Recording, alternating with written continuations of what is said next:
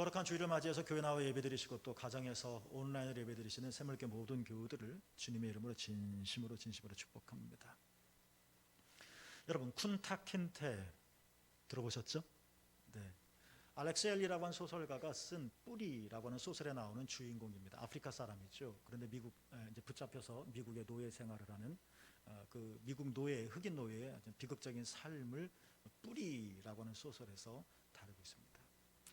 이 흑인 노예들의 삶을 다루는 소설들이 많습니다. 앵무새 죽이기라는 소설도 있고 또 우리가 너무나도 잘 알고 있는 엉클 톰스 캐빈이라고 하는 소설도 있죠.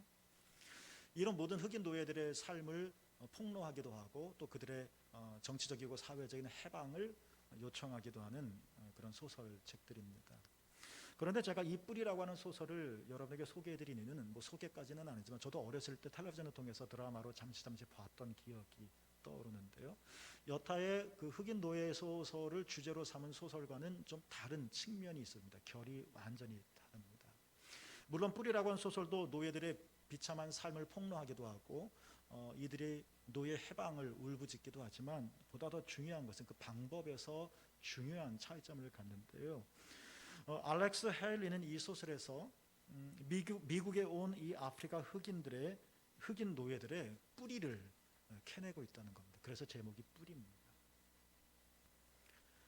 묻고 있는 겁니다. 너희들의 뿌리가 누구인지, 너희들의 조상들이 누구인지. 미국에서 태어난 흑인들도 있을 거 아니에요. 노예들도 아버지가 노예였기 때문에 이렇게 태어나시니까 이 미국의 삶이 당연하고 이렇게 태어나시니까 내가 노예구나. 그리고 노예로 살다가 죽는 내 짧은 인생인데 보다 빅 히스토리처럼 큰 시각으로 너의 시작을 한번 생각해 보라는 겁니다. 기껏해야 내가 알 수 있는 사람은 부모님이고 또 더 알면 할아버지 할머니고 또 더 알면 그 윗세대죠. 그 이전에는 알지 못하죠.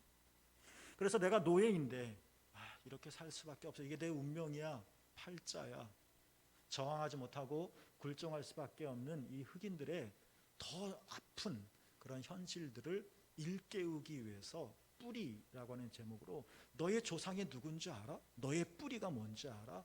하고 물음을 제기하고 있는 겁니다. 너희들이 어디서 나왔는지 알아? 그냥 너희들이 이 땅에서 태어났다고 여기가 너희의 고향은 아닌 거야. 너희가 노예라고 해서 이게 너희의 본연의 삶은 결코 아닌 거야. 너희의 조상은 용맹스러운 전사인 만딩고족. 너희들은 그들의 후예야. 그래서 그들의 마음을 뜨겁게 만드는 것이죠. 그래서 억압된 그런 삶을 벗어버리고 자유를 꿈꾸는, 행복을 꿈꾸는 너만의 삶, 용사의 삶을 살아내라. 흑인들이여. 이 외침이 뿌리라고 하는 소설에 원래 담겨져 있는 메시지입니다. 재미난 것은 성경에 족보가 우리가 생각하는 것보다 훨씬 많이 나온다는 겁니다. 신약 성경에는 마태복음의 족보로 시작하죠. 누가복음에도 긴 족보가 나와 있습니다. 창세기에도 물론 나와 있습니다. 이 외에도 많이 있습니다. 짧은 족보들이 성경에 많아요. 우연이 아니겠죠. 한두 번이야 그렇다 치겠지만 이렇게 성경 곳곳에 많은 족보가 나온다는 것은 뭔가 의미가 있을 것 같은데요. 이 족보 이야기는 단순히 그냥 아버지, 어머니, 할아버지, 할머니 그거를 혈통을 다루는 게 아닙니다. 성경에 전하고 싶은 말이 굉장히 많을 텐데도 족보 이야기를 이렇게 다양하게 여러 스타일로 적는 것은 뭐냐? 나의 근원을 찾아가 보라는 겁니다. 족보를 통해서. 내가 당연하게 보이는 내 삶의 지금 현장이 있지 않습니까? 내가 지금 살아가고 있는 내 시간의 울타리가 있지 않습니까? 그거를 조금 더 벗어날 수밖에 없는 것이 이제 우리의 현실이고 한계인데 이 족보를 추적해 감으로 인해서 내 존재의 근원이 어디에까지 이르는지 아버지 그 위 계속해서 올라가면서 우리 아버지는 노예였는데 우리 할아버지도 그랬는데 우리 증조도 그랬는데 근데 추적하다 보니까 나는 만딩고 용사의 후예구나 그런 자부심을 갖게 되어지는 거죠. 정체성과 자아의식을 갖게 되어지는 거죠. 그런 것처럼 성경은 이런 족보를 소개하면서 너의 근원이 어디서부터 시작되었는지 알아? 내가 어디서 나왔는지 알아? 그거를 알면 내가 어떻게 살아야 할지 알겠죠? 내가 누구인지 깨닫겠죠. 이 성경에 쓰인 족보의 의미가 바로 그러한 것입니다. 창세기 1장은 종교적인 언어를 사용하고 있습니다. 우리가 사랑을 고백할 때 하는 그 연애의 언어가 있고, 논문을 읽을 때 그 논술적인 논리적인 언어가 있습니다. 똑같은 말이지만 구조가 다르죠. 시의 언어가 있고 산문의 언어가 있습니다. 표현하는 방식이 다른 거죠. 그런 것처럼 성경은 종교적인 언어라고 말할 수 있습니다. 과학적이고 사실적인 언어가 아닌데요, 이 종교적인 언어를 통해서 창세기 1장은 말합니다. 인간이 본래 어떤 존재인지 이 종교적인 언어로 우리에게 선포하는 겁니다. 창세기 1장에 보면 인간 창조와 관련된 4가지 중요한 진실이 나옵니다. 첫 번째, 하나님께서 하나님의 형상대로 인간을 창조하셨다는 것입니다. 하나님의 형상대로 창조했다는 것은 내가 하나님과 닮았네, 하나님이 이렇게 생겼나? 외모가 아닙니다. 하나님은 신이시고 영이시기 때문에 외모가 없죠. 하나님의 형상대로 인간이 창조되었다는 것은 하나님이 우리를 사랑하신다는 겁니다. 내 아들은 저를 닮죠. 우리 뭔가 닮으면 친밀해지죠. 부부도 오래 살면 닮는다는 말도 있지 않습니까? 주어가 중요합니다. 인간이 하나님의 형상대로 창조되었다가 아니라 주어가 누굽니까? 하나님입니다. 하나님이 하나님의 형상대로 우리를 창조하셨다.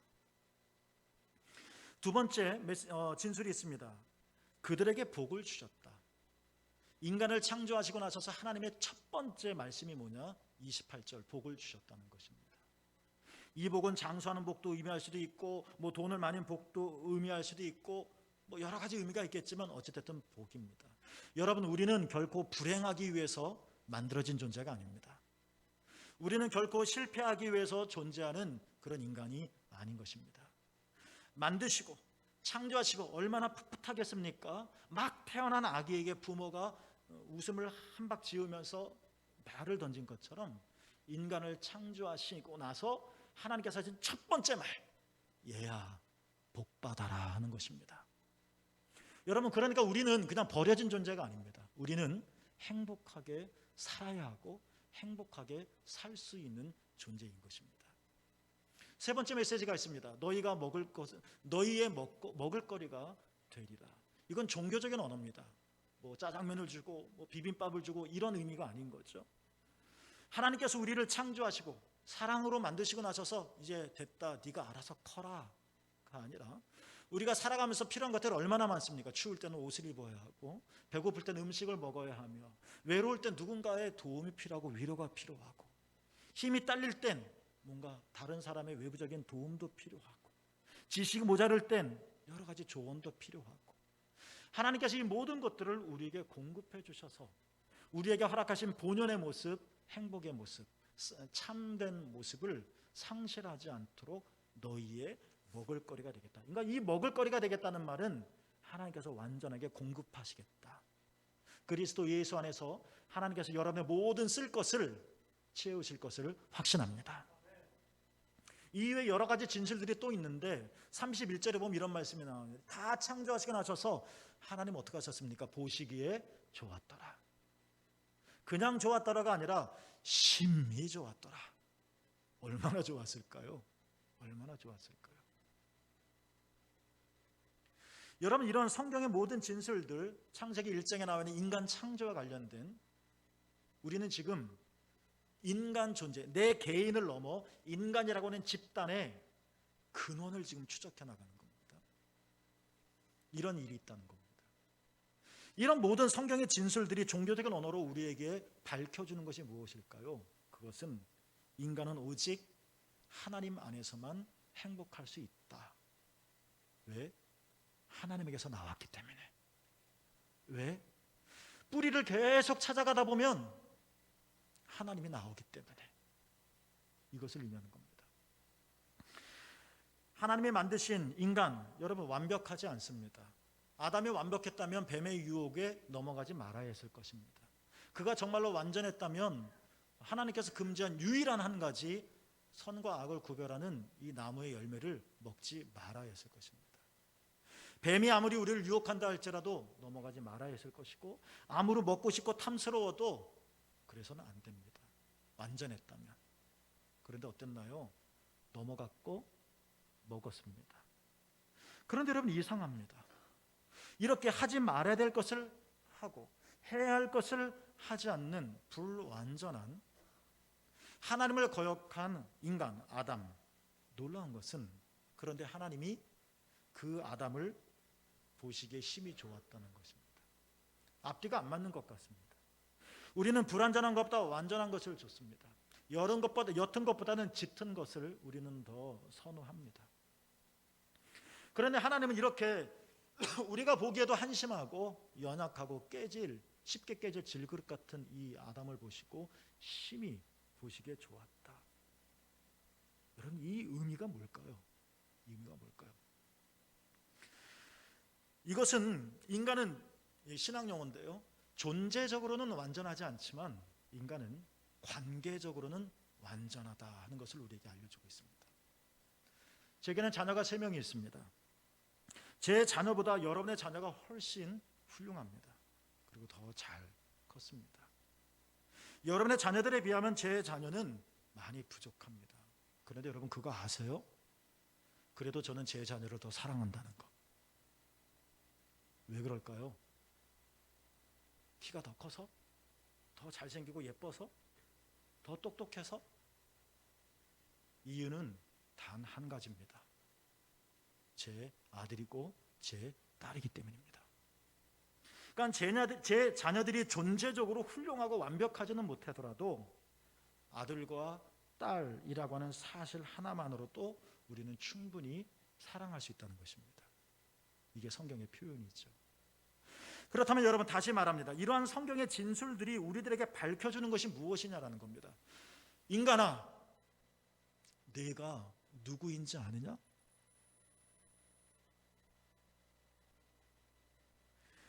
그러면서 우리에게 말하는 것은, 인간의 참된 상과 행복이 어디서 올 것인가? 그것은 오직 하나님에게서, 하나님 안에서만 가능하다. 이 사실을 우리에게 깨우쳐 준다는 것입니다. 왜냐? 우리의 족보를, 우리의 뿌리를 추적하다 보면 맨 위에 누가 나오세요? 바로 하나님이 나오신다는 것입니다.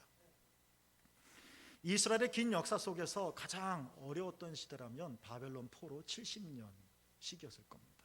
힘들었습니다. 너무 고통스러웠습니다. 우리는 일제 30여 년도 아직도 힘들어하는데 해결하지 못하고, 이스라엘 사람들이 바벨론에 70년 동안 포로 생활을 했다. 고통스러웠습니다. 잊고 싶은 순간입니다. 그런데 역설적으로 이렇게 비극적이고 불행한 시간이었기 때문에 동시에 그 기간은 해방과 구원을 갈망하는 시기이기도 했습니다. 너무 힘드니까 살고 싶은 겁니다. 너무 고통스러우니까 회복되고 싶은 겁니다. 이런 갈망이 그만큼 많았던 시기, 이게 바벨론 포로 70년이었습니다.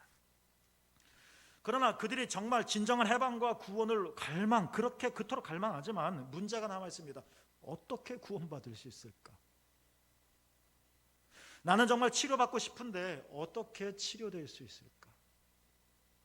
우리 민족이 해방을 얻고 싶은데 어떻게 하면 우리가 독립할 수 있을까? 어떻게 하면 포로의 삶에서 벗어나 참된 삶을 살 수 있을까? 이게 고민입니다. 그때 예언자 이사야가 나타납니다. 그리고 오늘 본문 앞부분을 말합니다. 의를 따르며 여호와를 찾아 구하는 너희는 내게 들을지어다. 새물교 여러분, 듣게 되어지기를 축복합니다. 하나님 구원받고 싶어요. 아니, 민족적으로 얘기해서 우리나라 바벨론에서 해방받고 싶어요. 너 원하지? 들을지어다. 하나님, 내 이 삶을 좀 바꿔보고 싶어요. 진짜 그래? 들을지어다. 아무리 좋은 말이라도 들을 귀가 없는 사람한테 말한들 무슨 소용이 있겠습니까? 아무리 진리라 할지라도 돼지와 개에게 던진들 그게 무슨 소용이 있겠습니까? 들을지어다. 구원을 받고자 하는 사람들아, 내가 하는 말에 귀를 기울여라. 도움을 받으려고 나 주를 찾는 사람들아, 내가 하는 말을 들어라. 이사야가 그들에게 어떤 말을 외칩니까? 오늘 보면 뒷부분입니다. 너희를 떠낸 반석과 너희를 파낸 우묵한 구덩이를 생각하여 보라. 반석과 구덩이는 하나의 은유입니다. 구원받기를 사모하는 자들, 도움을 받기를 원하는 자들아, 잘 들어라. 저 바위를 보아라. 은유입니다. 너희가 거기에서 떨어져 나왔다. 저 구덩이를 보아라. 너희가 거기서 나왔다. 생각해봐라. 내가 어디서 나왔는지. 70년 길죠? 70년 중에 태어난 사람들 있지 않겠습니까? 그들의 생각과 인생은 온통 바벨론이지 않겠습니까? 그것밖에는 본 게 없잖아요. 경험한 게 없잖아요. 그래서 이 바벨론 포로가 당연하게 여기는 사람들, 그 밖의 것들을 전혀 생각하지 못하는 사람들, 이게 내 운명이요, 내 팔자라고 여기면 살 수밖에 없는 사람들, 보다 더 밝고 더 환하고 보다 더 진리로 가득한 그 무엇을 생각할 수 없는 자들, 자신들이 어떤 존재인지 알지 못하는 사람들, 사실 내 안에 하나님의 위대한 형상이 있다는 것을 깨닫지 못하는 자들. 바벨론 포로 70년이죠. 자기 잘나서 또는 운이 좋아서 내가 성공하고 있지만, 그래서 우쭐대지만 그게 전부인 사람들, 만족스럽지 못한 자신의 삶으로 깊이 침울함에 빠져서 이게 내 인생이요라고 한숨 짓는, 이게 내 삶의 전부라고 여기는 사람들. 바벨론 포로 70년이죠. 사실 내 인생은 무궁무진하게 긴데 기껏 내가 보는 시간은 요거라는 겁니다. 우리의 우주는, 하나님의 창조하신 우주는 어마어마하게 넓은데 우리가 밟는 땅은 기껏 얼마 안 된다는 겁니다. 거기에 매몰되어서 거기에 태어나고 거기에서 살고 거기에서 죽고, 그러니까 그게 전부라고 여기고 있는 사람들. 이런 사람들에게 이사야가 외치는 겁니다.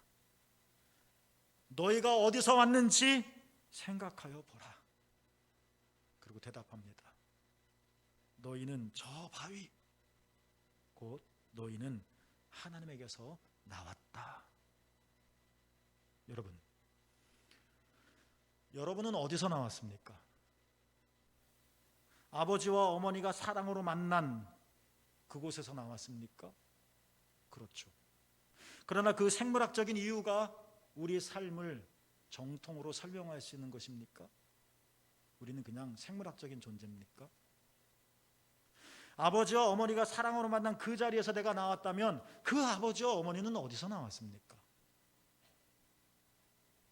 그리고 그 위에 또 할아버지, 할머니는 그 이전에는 어디서 나왔습니까? 이사야가 말합니다. 생각하여 보라. 이렇게 우리의 뿌리를 찾아 하나하나 올라가다 보면 자신의 흑인 노예의 삶이 너무나도 탄식스러워서 그저 거기에 매몰되어서 굴종하며 살고 있는 우리의 동족이 너무나도 안쓰러워서 뿌리라고 하는 소설을 통해 너희가 어디서 왔는지 기억해라. 미국 땅에 살지만 너희는 아프리카다. 너희는 노예인 줄 알지만 너희는 만딩고족의 위대한 용맹스러운 후예다. 뿌리를 캐내어 내 존재를 발견하게 하는 것처럼 우리도 이렇게 우리의 존재의 뿌리를 찾아 하나하나, 아버지, 할머니, 그 위 찾아 올라가다 보면 성경이 진술하는 겁니다. 우리가 하나님에게서 나온 존재임을 알게 된다는 것입니다. 생각하라는 겁니다. 인간은 이렇게 하나님에게서 나왔으므로 오직 인간은 하나님 안에서 진정한 삶을 살 수 있고 오직 하나님 안에서 행복하게 살 수 있다는 것입니다. 우리는 내가 소유한 돈에 만족할 수 있습니다. 중요한 겁니다. 우리는 내가 성공한 것에 기뻐할 수 있습니다. 의미 있는 겁니다. 우리는 내가 추구하는 것들을 성취한 것에서 행복할 수 있습니다. 필요한 것들입니다. 그러나 더 근원으로 가보자는 겁니다. 삶을 더 확장시켜 보자는 겁니다. 뿌리를 찾아보자는 겁니다. 그러면 그동안 우리가 알지 못했던 너무나도 신비롭고 너무나도 값비싼 보석을 발견하게 되어져서 내가 여기서 나왔구나. 나의 뿌리는 이런 것이구나. 깨닫게 되어지면서 우리는 내 삶을 새롭게 정립할 수 있을 것이고 내 자신에 대한 새로운 이해를 갖게 되어질 것이라는 겁니다. 성경은 말합니다. 여러분은 하나님의 자녀입니다. 우리의 뿌리는, 내 존재의 근원은 영원하시고 위대하시고 온 세상을 창조하시고 우리를 구원하시며 생명을 주시는 하나님, 우리는 거기에 뿌리를 두고 있고 우리는 거기서 나왔다. 그러니 우리의 행복과 참된 삶은 아버지께로 다시 돌아가는 거다. 알렉스 헨리가 뿌리라는 소설을 통해서 일약 대스타가 됩니다. 필리처상도 받게 되어지고 미국 드라마, 영화 대박을 칩니다. 유명해졌습니다. 그런데 이렇게 유명해진, 한순간에 유명해진 알렉스 헨리의 서재에 가보면 재미난 그림이 하나 걸려있다고 합니다. 액자가. 여러분이 보시는 것처럼 거북이가 높은 담장 기둥 위에 올라가 있는 사진입니다. 저 거북이가 저기에 어떻게 올라갈 수 있었을까요? 거북이가 계단도 없는데. 그래서 친구가 올 때마다 헤일리에게 묻습니다. 아니 자네는 왜 저 사진을 거기다 걸어놓고 있는가? 헤일리가 이렇게 친구에게 대답했다고 하죠. 이 사진은 내게 매우 소중한 것을 깨우쳐주고 있다네. 거북이는 걸음도 느리고 높은 곳에도 올라가지 못하지 절대 혼자서는 담장 꼭대기에 올라갈 수가 없어. 그렇죠 여러분? 그렇다면 분명 누군가 도와준 덕분에 그곳에 올라갔을 것이네. 뭐 이를테면 사람이 집어서 올려줬다든지. 나 역시 거북이처럼 부족하다네. 그런데 내가 어떻게 이 자리까지 오를 수 있겠는가? 그것은 오로지 하나님의 은혜일세. 하나님께서 나를 도와주셨기 때문이라네. 말하자면 알렉스 헨리는 뿌리라고 하는 소설을 통해서 이 전 세계 대스타가 되었음에도 불구하고 자신의 소설 제목처럼 자신의 뿌리를 잊지 않으려고 했었던 것입니다.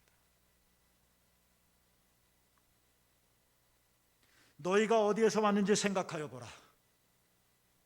여러분, 우리는 모두 하나님에게서 왔습니다. 하나님이 하나님의 형상대로 사랑으로 여러분 모두를 창조하셨습니다. 삶이 쓰리고 절망스러울 때 이 사실을 잊지 말아야 할 것입니다. 내 존재의 근원은 하나님이시다. 우리가 허황된 것에 막 들떠 있을 때 우리는 이 사실을 명심해야 할 것입니다. 내 존재의 근원은 바로 하나님이시다. 땅이 흔들리면 우리의 이 육신의 몸이 제대로 서 있을 수 없듯이 우리 눈에 보이지 않는 이 존재의 근원으로서 하나님이 흔들린다면, 없다면 우리의 존재 자체도 무너지게 되겠죠. 오래전 호세아 예언자가 눈물을 흘리며 말 가지고는 부족하니까 자신의 삶을 실제로 그렇게 살아가면서 예언을 한 적이 있었습니다. 이 많은 예언 중에 호세아 6장 1절에서 이렇게 외칩니다. 절규하듯이 오라 우리가 여호와께로 돌아가자. 여러분, 하나님은 여러분을 사랑하십니다. 왜요? 우리를 만드셨으니까. 여러분, 우리는 하나님에게 근거를 두고 있습니다. 우리는 하나님에게서 나왔습니다. 이 사실을 기억하자는 겁니다. 그러니 우리는 오직 하나님 안에서 행복할 수 있습니다. 호세 예언자처럼 지금 우리 해야 할 유일한 하나의 일이 있다면 그것은 바로 하나님께로 다시 돌아가는 것입니다. 여러분, 그 안에서 하나님의 은총과 평화를 경험하시기를 주님의 이름으로 축복합니다. 기도하겠습니다.